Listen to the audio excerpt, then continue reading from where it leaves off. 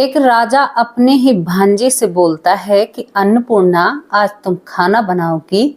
जब अन्नपूर्णा बड़े ही चाव से खाना बनाती है, क्योंकि राजघराने में थी, वो खाना बनाकर और परोसकर जब लाती है तो राजा एक जहर की डिब्बी देता है और कहता है कि अन्नपूर्णा, इसे इस खाने में मिला दो। अन्नपूर्णा के पैरों तले जमीन खिसक जाती है कि आज मामा क्या करने वाले हैं, आज मुझसे ऐसा क्यों करा रहे हैं, जबकि मामा बहुत अच्छे थे और बहुत ही सही थे। इसके बाद अन्नपूर्णा मामा के कहने पर उस खाने में जहर मिला देती है। दोस्तों, क्या होता है कि उसके बाद यहाँ पर एक सेनापति आता है, मतलब इस राजा का बहुत खास इंसान, और वो बहुत ही ताकतवर था, बहुत अच्छा उसका शरीर था, जवान था और खूबसूरत होता है। राजा आदेश पर इसे बुलाता है और बुलाने के बाद उससे कहा जाता है कि अन्नपूर्णा, बेटी अन्नपूर्णा ने तुम्हारे लिए खाना बनाया है और ये खाना तुम्हें खाना होगा। अन्नपूर्णा तुम्हें आज अपने हाथों से इस खाने को खिलाएगी, क्योंकि तुम दोनों प्यार करते हो ना। अन्नपूर्णा के पैरों तले जमीन खिसक जाती है। दोस्तों, राजा अपने शासन काल में और अपने मद में चूर रहता है और अन्नपूर्णा के ही हाथों से उस प्रेमी को वो खाना खिलवाता है। जब वो उस खाने को खाता है तो कहीं ना कहीं आभास उस प्रेमी को भी हो चुका था, लेकिन तभी अन्नपूर्णा एक और फैसला लेती है। जिस तरह से उस प्रेमी को खाना खिलाया था, आखिरी 4 कौर उसी हाथों से, झूठे हाथों से, और अन्नपूर्णा अपने मामा की तरफ देखती रहती है, घुर्राती रहती है, और उस खाने को खाने के बाद, क्योंकि प्रेमी पहले ही मर जाता, और कहती है कि मामा, तुमने ठीक नहीं किया। मैं तुम्हारी बेटी की तरह रही और तुम्हें पिता समान माना, लेकिन तुमने बिल्कुल भी ठीक नहीं किया। हमें कोई जुदा नहीं कर सकता। इस जन्म में हम एक नहीं हो सकते, तो अगले जन्म में हम जरूर एक होंगे, और देख लेना तुम, हम जरूर एक होंगे। दोस्तों, यहाँ पर उस राजा की आंखों में आंसू भर आते हैं, क्योंकि जब तक वो अन्नपूर्णा को रोकने की कोशिश करता है, तब तक अन्नपूर्णा उस थाली से बहुत कुछ खा चुकी थी। राजा के रोकने पर अन्नपूर्णा नहीं रुकती है और बहुत तड़प कर वो अपने प्राण त्यागती है। इतिहासकार इस कहानी को झुठलाते भी हैं, कुछ इतिहासकार इस कहानी को सत्य मानते हैं। ज्यादा सत्य ये कहानी जब सत्य प्रचलित होती है, जब ये लड़की जो अन्नपूर्णा होती है, ये दूसरा जन्म लेती है उसी राजा के जो शासन आगे चल रहे थे, या अंग्रेजों का काल जब चलता है तो उसी राज्य के आसपास ये लड़की दूसरा जन्म लेती है। ये जो राजकुमारी कहें, अब इसको हम क्या कहें। दोस्तों, काफी खूबसूरत दिलचस्प स्टोरी है। लोग इसे झुठलाते हैं, कहते हैं कि कोई भांजी थी ही नहीं, कोई कहता है कुछ था, क्योंकि इतिहास बहुत दूर का है और दूर की बातें धुंधली हो जाती हैं। जो किताबों में लिखी होती हैं वही सामने आती हैं। दोस्तों, आपको हम तमिलनाडु लेकर चलने चाहते हैं। तमिलनाडु में एक ऐसी घटना घटी थी जिसे अंग्रेज भी सुनकर हैरान हो जाते हैं और वो हिंदू धर्म पर विश्वास करने लगते हैं, क्योंकि हमारे देश में ब्रिटिश कानून चल रहा था और कुछ देन हमें ब्रिटिश कानून की बहुत मिली हुई हैं, जिन्हें हम क्या कहें आप लोगों से। दोस्तों, बात है तमिलनाडु के शिवप्पा नायक राजा थे कोई, तो इनका राज्य चल रहा था सन 1572 से पीछे नीचे की कुछ बातें होती हैं। तो यहाँ पर इस शिवप्पा नायक की भांजी होती है, क्योंकि इसकी भांजी इसी के पास रहा करती थी, बहन की लड़की, और ये इन्हें अपनी बेटी से भी ज्यादा प्यार किया करते थे। इनकी कोई बेटी नहीं होती है, संतान इनकी होती है। इनका 2 बेटे भी होते हैं। बहुत अच्छे से इनका राजपाट चल रहा था। इनके राजपाट में एक और लड़का था जिसका नाम होता है यहाँ पर मनी नाम का। इनके राज्य में बहुत योद्धा था, मतलब एक किस्म से आप उसको सेना के रूप में ही देख सकते हैं। लेकिन इस मनी को राजमहल में आने जाने की खुली छूट होती है, कि कहते हैं ना कि बहुत अच्छा लड़का है, कोई डर नहीं है। तो वो राजा इसे बहुत माना करता था, बहुत चाहा करता था कि इसकी वजह से हम बहुत सही रहते हैं। यहाँ पर मनी जब उस राज्य में आता है, तो जो राजा की भांजी होती है जिसका नाम अन्नपूर्णा होता है, अन्नपूर्णा और मनी बचपन से ही हम उम्र थे, मतलब एक सी इनकी उम्र होती है और दोनों एक साथ खेला करते थे, एक साथ बड़े हो रहे थे और एक साथ इनकी मौज मस्ती चलती है, राजा के 2 लड़कों की और अन्नपूर्णा की और मणि की। यानी वो राजघराने में राजाओं की ही तरह, राजकुमारों की ही तरह यहाँ पर मणि की परवरिश हो रही थी और मणि एक आगे चल के उम्दा योद्धा बनता है। मणि राजा का एक हाथ होता है और मणि बहुत ही युद्ध अच्छे लड़ा करता था। राजा मणि को देखकर बहुत खुश रहता है।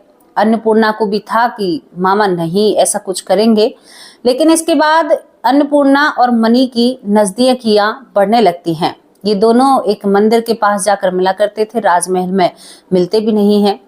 तो इसी वजह से जो यहाँ पर मणि होता है, अन्नपूर्णा की वजह से ही राजा से मामा कहा करता था बचपन से ही, क्योंकि अन्नपूर्णा मामा कहकर बुलाया करती थी।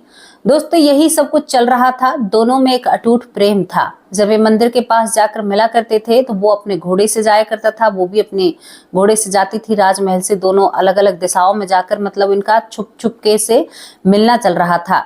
दोनों हाथों में हाथ लेकर कश्मे वादे सब कुछ खाए थे। यहाँ पर मणि ने कहा था कि मैं तुम्हें कभी नहीं छोड़ सकता, अन्नपूर्णा ने कहा था कि मैं भी तुम्हें नहीं छोड़ सकती, चाहे हमें एक होने के लिए 7 जन्म लेने पड़े। क्योंकि बीच में बात चलती थी कि अन्नपूर्णा तुम्हारे मामा एक राजा हैं, क्या वो मेरी और तुम्हारी शादी होने देंगे? तो यहाँ पर अन्नपूर्णा हमेशा कहा करती थी कि वो मुझे बेटी से भी बढ़कर मानते हैं, वो मेरे बाप बराबर हैं, मतलब मेरे पिता समान हैं और वो बिल्कुल ऐसा नहीं कर सकते, वो मेरी शादी तुमसे जरूर कराएंगे। दोस्तों दोनों में यही बातें चला करती थी और एक ऐसा प्यार था कि जो बचपन से जन्म ले चुका था, ऐसा जन्म ले चुका था कि अटूट प्रेम था। अब यहाँ पर मणि और ये अन्नपूर्णा दोनों सोचते हैं कि अब हम ऐसे तो जिंदगी भर नहीं रह सकते, हमें शादी करनी होगी और ये बातें तुम्हारे मामा को हमें जरूर बतानी होंगी। इसके बाद क्या होता है कि ये दोनों जने अब सलाह मिलाते हैं। दोनों को प्यार था, कस्में थी, वादे थे, बेइंतहा मोहब्बत थी। अब इसके बाद दोनों जने आपस में सोचकर और राजा साहब से बात करने की कोशिश करते हैं। यहाँ पर जब भी मणि बात चलाने की कोशिश किया करता तो बात रह जाती, लेकिन यहाँ पर जो राजा होता है उसे आभास हो जाता है कि कुछ न कुछ दाल में काला है। और यहाँ पर दूसरी ही तरफ अन्नपूर्णा अब अपने मामा से बात करती है, आंख बंद करती है, कहती है कि मामा जी, मैं आपके जो सेनापति हैं या आपकी सेना में जो भर्ती हैं, जो हमारे घर का एक हिस्सा है, मैं मणि से प्रेम करती हूँ और आपको मेरा हाथ मणि के हाथों में देना होगा। ये बड़ी कैसे ना कि एक कड़क महिला थी, यानी अपनी बात को कहने में बहुत ज्यादा सक्षम थी, डरने का कोई काम नहीं था, बहुत ही ज्यादा हिम्मत वाली और बहुत ही तजुर्बेगार और बहुत ही सबका पेट भरने वाली, सभी पर स्नेह प्यार दया दिखाने वाली बहुत सुंदर और खूबसूरत राजकुमारी थी। सभी के लिए इसके दिल में जगह हुआ करती, लेकिन ये बात राजा साहब को बिल्कुल भी पसंद नहीं आती है। राजा साहब बिल्कुल कह देते हैं कि अन्नपूर्णा, तुमसे ये उम्मीद नहीं थी, तुमने ये क्या कहा है मेरे सामने? तुम मेरे सेनापति से कैसे प्यार कर सकती हो? हमारे कुल की मान मर्यादा सब कुछ मिट्टी में मिल जाएगा। तुमसे ये उम्मीद नहीं थी। तुम्हारी माँ का जब से इंतकाल हुआ है, तुम्हें पास पाल पोस कर मैंने बड़ा किया है और तुम मुझे ये तोहफा दे रही हो। अब यहाँ पर उस राजा के मन में क्या दिमाग में आती है, दूसरे ही पल वो अपने बयान बदलने लगता है और कहता है कि अरे कोई बात नहीं बेटा, लेकिन तुम मेरी बेटी बराबर हो, तुम मेरी बेटी हो, मेरे कुल की मर्यादा हो, तो मैं तुम्हारी शादी यहाँ पर मणि से करने के लिए तैयार हूँ। दोस्तों यहाँ पर राजा अपनी चाल खेलने के लिए तैयार था, हालांकि इतिहासकार इसको बिल्कुल भी नहीं मानते हैं, ऐसा नहीं मानते हैं वो लोग। अब यहाँ पर क्या होता है कि इसके बाद जो मणि का मामा होता है, यानी अन्नपूर्णा का जो मामा होता है, वो कहता है कि अन्नपूर्णा जाओ, तुम अच्छा सा भोजन बनाओ, मणि को आज खाने पे बुलाते हैं और उससे शादी की बात करते हैं तुम्हारी। क्योंकि मणि का इस दुनिया में कोई भी नहीं था, वो इसी राजघराने में पला बड़ा था। दोस्तों अन्नपूर्णा अपने हाथों से मणि के लिए खाना बनाती है, बहुत अच्छा उसने खाना बनाया और खाना बनाने के बाद वो भागकर अपने पैरों में पायल और बहुत खूबसूरत लग रही थी। आज बहुत सुंदर कपड़े यहाँ पर अन्नपूर्णा ने पहने थे। वो मिलकर कहती है यहाँ पर मणि से कि मणि, आज तुम अच्छे कपड़े पहन कर आना, मैंने मामा से बात कर ली है और तुम्हें राजमहल में आना है, महल के अंदर, और मामा बुला रहे हैं। दोस्तों यहाँ पर मणि भी खुश हो जाता है कि तुमने तो बहुत जल्दी ये परेशानी हल कर दी, तुम हो ही इतनी खूबसूरत समझदार। तो मनी भी बहुत सुंदर कपड़े पहनकर आता है, उधर राजकुमारी बहुत सुंदर कपड़े पहनती है। दोनों खूबसूरत कपड़े पहनने के बाद अब राजमहल में आता है। मनी जब आता है तो अन्नपूर्णा, उससे पहले की आपको थोड़ी सी घटना मैं आपको बताऊं। अन्नपूर्णा जब उस भोजन की थाली को सजाकर मामा के सामने खड़ी होती है तो दोस्तों वहां पर चावल का उत्पादक और चावल को बहुत खाया जाता था। तभी यहाँ पर अन्नपूर्णा का मामा एक जहर की डिब्बी निकालते हैं। जहर की डिब्बी निकालने के बाद अन्नपूर्णा से कहा जाता है कि अन्नपूर्णा, ये जहर इस थाली के जो भोजन है इसमें मिला दो। अन्नपूर्णा के 2 कदम पीछे हट जाते और कहती है कि मामा आप क्या कह रहे हो, ऐसा कैसे कर सकते हो। वो कहता है कि तुम मेरे कुल की मर्यादा को नहीं बिगाड़ सकती और अब सब कुछ तय हो चुका है। तुम एक राजवंश से हो और राजवंश का खून कभी भी किसी के आदेश का उल्लंघन नहीं करता। मैं तुम्हारा मामा, तुम्हारा पिता, मेरा ये आदेश है कि इस जहर को इसमें मिलाओ। वो एकदम जोर से चीखता है कि अन्नपूर्णा, करोगी कि नहीं करोगी। अन्नपूर्णा का दिमाग घूम जाता है। अन्नपूर्णा उस खाने में पूरे जहर को डाल देती है, क्योंकि अन्नपूर्णा को पता था कि मामा नहीं मानने वाले हैं। लेकिन ये बात मनी को नहीं पता थी। इसके बाद दोस्तों अन्नपूर्णा उसे मिलाती है और तभी यहाँ पर अन्नपूर्णा के आंखों से आंसू गिर रहे थे। वो एक लफ्ज भी नहीं बोलती है। वो दिल ही दिल में रणनीति बना लेती है और रणनीति होती है कि मुझे कोई मनी से जुदा नहीं कर सकता। मनी जब राजमहल में आता है तो यहाँ पर मामा के पैर छूकर उसे बिठाया जाता है। उसके लिए एक चौकी तैयार की जाती है और यहाँ पर मामा आदेश देता है कि ये जो भोजन है अन्नपूर्णा तुम्हें अपने हाथों से खिलाएगी। अन्नपूर्णा उस चौकी पर थाली रखती है, लोटा रखती है, उसका पूजन करती है जहर लगे हुए खाने का और अपने हाथों से उन चावलों को इकट्ठा लड्डू सा बनाती है और यहाँ पर मनी के मुंह में डालती है और उसकी आंखों से आंसू टपक रहे थे। जब उसकी आंखों से आंसू टपक रहे थे तो मनी समझ चुका था। मनी उसके हाथ को पकड़ता है और कहता है कि सेना में भर्ती रहा हूँ, एक एक बात बिना बताए समझ आ चुकी है। और वो कहता है अन्नपूर्णा, हम जीते जी एक नहीं हो पाए, लेकिन मरने के बाद हम जरूर एक होंगे। तो यहाँ पर मामा ये सब कुछ अपनी आंखों से देख रहा था और दोस्तों यहाँ पर जो अन्नपूर्णा होती है कौर पर कौर खिलाई जा रही थी। जब यहाँ पर वो कौर खाता है तो जहर इतना तेज होता है कि उसका गला घुटने लगता है। कुछ इस तरह का वो जहर होता है। तभी यहाँ पर राजा साहब दूर बैठे हुए होते हैं। अन्नपूर्णा उसमें से कौर बना रही थी। राजा समझ रहा था कि ये इसी को खिलाएगी और उस कौर को अन्नपूर्णा खा लेती है। मामा एकदम सिंहासन से खड़े होकर कहते हैं कि अन्नपूर्णा, ये क्या कर रही हो। दासियों को आदेश दिया जाता है कि जल्दी जाकर रोको राजकुमारी को, लेकिन राजकुमारी 3 कौर और खा लेती है। तब तक उसके पास वो लोग आते हैं। राजा साहब उस थाली को फेंक देते हैं, लेकिन 4 कौर अन्नपूर्णा खा चुकी थी और ये ऐसा जहर था कि जिसका कोई तोड़ नहीं होता है। मनी के हाथ को अपने हाथ में लेती है। मनी जो थोड़ा सा तड़प रहा था, लेकिन अन्नपूर्णा अभी तड़पना शुरू नहीं हुई थी, तो वो कहती है कि मामा, इस जन्म में तुमने नहीं मिलने दिया। मैंने कोई चोरी नहीं की, कोई पाप नहीं किया। जो कुछ किया आपको बताकर आपके सामने किया, लेकिन आपने मामा सही नहीं किया है और मैं आपको कोई श्राप भी नहीं दे सकती, क्योंकि आप मेरी माँ के भाई हो और आपने मुझे पाला है। लेकिन मैं आज आपसे कहकर जा रही हूँ मामा, इस जन्म में तुमने नहीं मिलने दिया, लेकिन अगला जन्म लूंगी और ये भी लेगा। यहाँ पर दोनों वादा करते हैं एक दूसरे से। कहती है कि हम दोनों का जन्म होगा और हम अगले जन्म में जरूर एक होंगे और आपको बहुत याद रखेंगे हम अगले जन्म में। बहुत धन्यवाद है आपका कि आपने मुझे पाला, मनी को पाला और इसीलिए पाला कि आपने हमारे साथ आप ऐसा कर सकें। दोस्तों यहाँ पर जो अन्नपूर्णा होती है उसकी सांसें लंबी होने लगती हैं। अन्नपूर्णा एक नींद में सोती है, थोड़ी देर पैर मारती है, उसका भी गला घुटता है, मुंह से झाग आते हैं और अन्नपूर्णा इस दुनिया से चली जाती है। मनी भी चला जाता है। राजा को इतना पश्चाताप होता है कि वो बहुत पछताता है, लेकिन ये बात राजघराने से बाहर नहीं जाती है। हालांकि कोई चीज छुपती नहीं है, आप लोगों को भी पता है। उसके बाद ये राजघराना खूब पलता है, पनपता है। लोग तरह तरह की बातें भी बनाते हैं, लेकिन ऐसा कुछ भी नहीं होता। उसके बाद दोस्तों जिंदगी आगे बढ़ती है, आगे बढ़ती चली जाती है, उनकी जैसे जिंदगी कटी। लेकिन जो राजा होते हैं उन्हें बहुत ज्यादा पश्चाताप इस बात का होता है। बताते हैं राजा ने कई यज्ञ कराए, कई ऐसी चीजें की कि मुझे इस पाप से कैसे निजात मिलेगी, क्योंकि वो बहुत दुखी हुआ था। शायद उसने सोचन शक्ति पीछे की थी कि मैंने क्या गलती, शायद उसे पीछे एहसास हुआ था कि मैंने क्या गलती है, और वो राजा बार बार अपनी भांजी से या उससे माफी मांगता है, कहता है कि मुझसे बहुत बड़ी गलती हुई है, अब इस गलती को कैसे सुधारा जाए। क्योंकि गलती होने के, कभी कभी आपने सोचा है कि हमसे कोई काम बिगड़ जाता है और उसका एहसास हमसे बाद में होता है, लेकिन पहले बहुत बड़े बड़े फैसले लेकर अब उसका पश्चाताप पीछे करने से क्या फायदा जब वो लोग ही नहीं रहते हैं। अब दोस्तों हम देखते हैं दूसरी तरफ, यहाँ पर 1890 में यहाँ पर इसी राजघराने के, मतलब ये राज्य आगे चल रहा था, अंग्रेजों का शासन होता है, कई जगह अंग्रेजों के, मतलब पूरे देश में अंग्रेज फैल चुके थे। आपको भी पता है 1890 में बहुत भरपूर यहाँ पर ब्रिटिश राज था।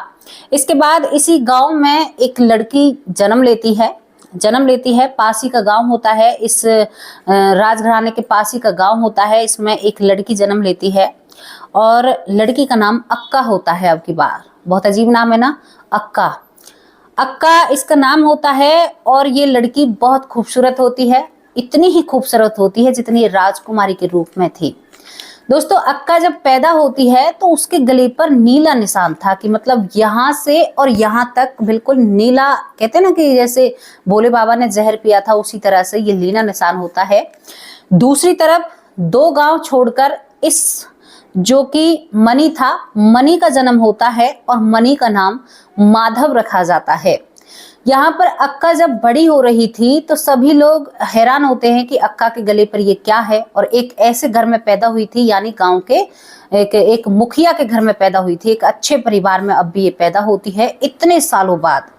बीच का कुछ भी पता नहीं होता। अक्का धीरे धीरे बड़ी होती है। जब अक्का बड़ी होती है तो वो कहती है अपने घर वालों से कहती है, अपने माँ बाप से कि तुम्हें पता है मेरे गले पर ये निशान क्यों है। वो कहती है कि मेरे मामा ने मुझे जहर दिया था। वो कहती है कि मैं पिछले जन्म में अन्नपूर्णा थी, अन्नपूर्णा कहकर उससे बुलाया जाता था। वो सारी जब कहानी बताती है तो लोग इस पर यकीन नहीं करते हैं, क्योंकि ये बात राजघराने से बाहर नहीं आई थी। वो कहते हैं कि वो राजा बहुत अच्छे थे, आप झूठ बोल रही हैं। तो वो कहती है कि चलो ठीक है, आप लोगों को यकीन नहीं है, क्योंकि वो जब 5-6 साल की होती है तो वो कहती है कि मेरा जो प्रेमी गया था ना इस दुनिया से, जिसका नाम मनी है, वो मेरे पास जरूर आएगा। दोस्तों उधर यहाँ पर जो माधव होता है, माधव को एक एक बात पिछले जन्म की याद होती हैं, दोनों को बातें याद होती हैं। अंग्रेजों का काल था, यहाँ पर अंग्रेजों का शासन था, और यहाँ पर जो बड़े बड़े मुखिया हुआ करते थे, अंग्रेज पहले कांटेक्ट उन्हीं से किया करते थे। गांव को बस में करना है तो गांव के मुखिया को अपने कब्जे में लेना है, उसे लालच देना है, यही सब कुछ होता है। तो यहाँ पर जब अक्का 6ठी साल में चलती है तो दोनों एक दिन ही पैदा हुए थे। ये एक दिन उस पहर से, जैसे द्वितीय, तृतीय, चतुर्थी इस हिसाब से लगाया जाता है उस समय। तो ये एक ही सातवीं जो सप्तमी होती है, सप्तमी को दोनों पैदा हुए थे। और पैदा होने के बाद ये जब 7वीं साल में चलते हैं तो माधव ढूंढते हुए अक्का को इसके गांव पहुंच ही जाता है। जब माधव इसके सामने आता है तो माधव के भी गले पर निशान था, और माधव हमेशा कहा करता था, उसने अब से पहले कई गांवों में ढूंढा था, लेकिन माधव को सपने में अक्का दिखाई दिया करती थी, ऐसा भी कहा जाता है।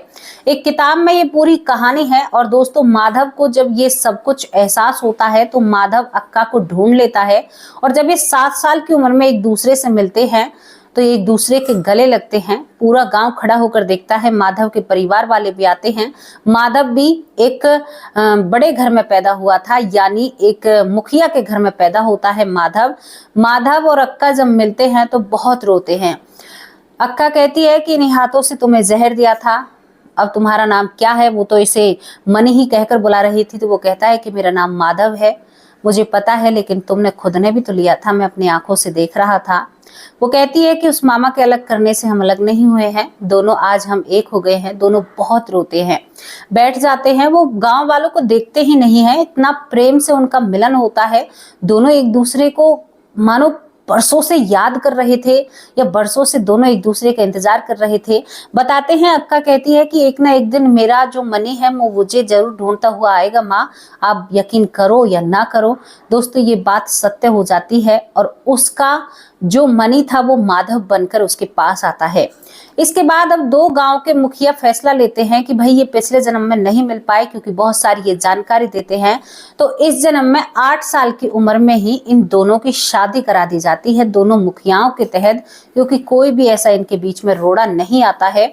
इस चीज को अंग्रेज भी देखते हैं, इस पर बहुत सारी रिसर्च करते हैं, तो वो मान जाते हैं कि भाई वाकई में सनातन धर्म, वाकई में कोई धर्म है, या ये सारी बातें सत्य हैं। क्योंकि इस बात की जब वो तहकीकात करते हैं, उस राजघराने की बातों को खोदते हैं, तो कुछ ना कुछ साक्ष्य इसके बारे में मिलते हैं और वो इन चीजों को मान लेते हैं, उन गले के निशानों को मान लेते हैं, इन दोनों की प्रेम भरी कहानी को। दोस्तों, एक प्रेम भरी कहानी थी जिससे जहां एक मामा जुदा नहीं कर पाया, लेकिन वो इतने साल बाद बीच का समय वो किसी को भी नहीं बताते। कहते हैं कि हमें कुछ याद नहीं है, हमें केवल वो आखिरी दिन याद है जब हम दोनों एक दूसरे से दूर गए थे।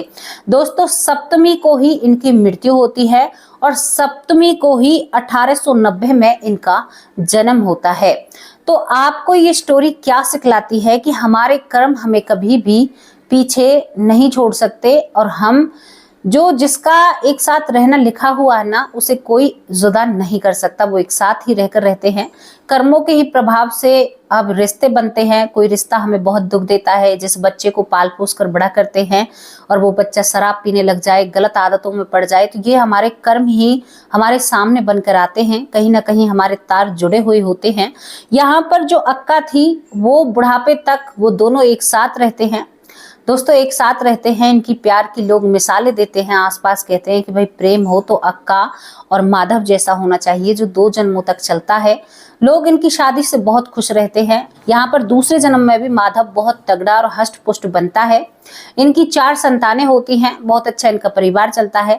दोस्तों, ये स्टोरी दिल को छू लेने वाली थी और बहुत ही अच्छी स्टोरी होती है। तो आप लोगों को स्टोरी कैसी लगी, अपनी राय कमेंट बॉक्स में जरूर रखना। ये ऐसी कहानी हम आप लोगों के सामने लेकर आए हैं जिसका कुछ लोग खंडन करते हैं, कुछ लोग इन्हें मानते हैं। तो आप लोग क्या मानते हो या नहीं मानते? क्योंकि राजघरानों में कुछ फैसले ऐसे लिया करते थे कि जो शायद आसपास के लोगों को भी पता नहीं चलता था। दोस्तों, प्रेम विवाह को कभी से भी स्वीकारा नहीं गया है। प्रेम विवाह के प्रति लोग हमेशा सवाल खड़े करते हैं। बहुत सारी चीजें हैं, सभी को समझाने बैठूंगी तो बहुत वक्त लग जाएगा। प्रेम विवाह को क्यों नहीं माना जाता था? प्रेम विवाह को इसलिए नहीं माना जाता क्योंकि हमारे देश में जात पात, गोत्र, बहुत सारी चीजें ऐसी हैं कि जो इन चीजों को खंडन करती हैं। और वैसे भी देखा जाए तो माँ बाप को परेशान नहीं करना चाहिए। माँ बाप की इच्छा के साथ जो शादी होगी वो शादी लंबे समय तक चलती है। अब रोज लव मैरिज हो रही हैं और रोज डिवोर्स केस चल रहे हैं, क्योंकि जो लव कर मैरिज करते हैं ना, प्यार कर वो ज्यादा लंबे समय तक इस रिश्ते को नहीं खींच पाते हैं।